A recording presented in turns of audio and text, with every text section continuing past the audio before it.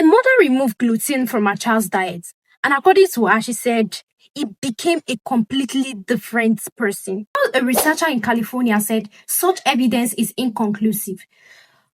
But who do you believe actually? Both.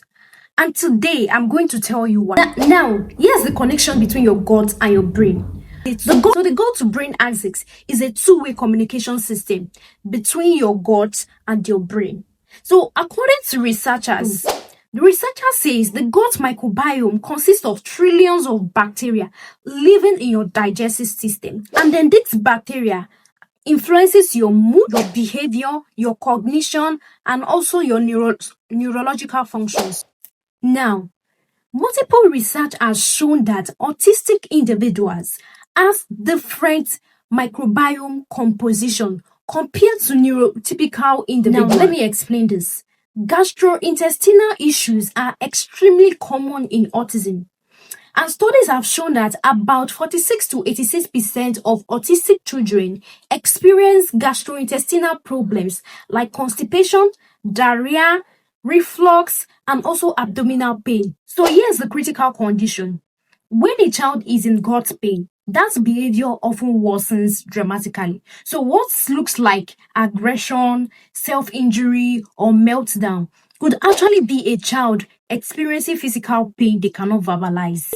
So therefore, any significant change in a non-verbal or minimally verbal autistic child should prompt a GI intervention. Here's the relation of a gluten diet with the gut of an autistic child. Now, there's a theory that says that some autistic child has leaky gut, which allows the incomplete digestion of protein to enter their bloodstream and also affects neurological functions. Now, here is the importance of the gluten-free and the casein-free diet. Some rigorous clinical trials about the gluten-free and the casein-free diet shows that there are really no benefits. While some families significantly said that there is an improvement in their child's sleep, attention, and behavior. Although with the current evidence and clinical trials, the gluten-free and the casein-free diets recommended universally because there are not enough supported evidence to do that. You also need to know that most autistic children experience significantly food-related challenges, and these are sensory problems, not nutrition. The texture, the smell, the temperature, and also the appearance of food can be challenging.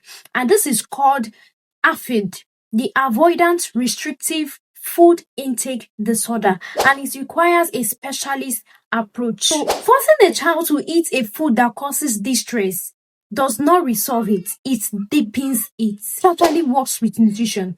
Work with a pediatric dietitian, and also an occupational therapist that focus on feeding difficulties and also address underlying GIT issues because they can be transformative. You can also consider a broad spectrum micronutrient supplement if dietary variety is limited, as deficiencies like zinc, iron, and omega-3 fatty acid are common and can affect attentions and behavior. Approach food expansion slowly, joyfully, with no tension.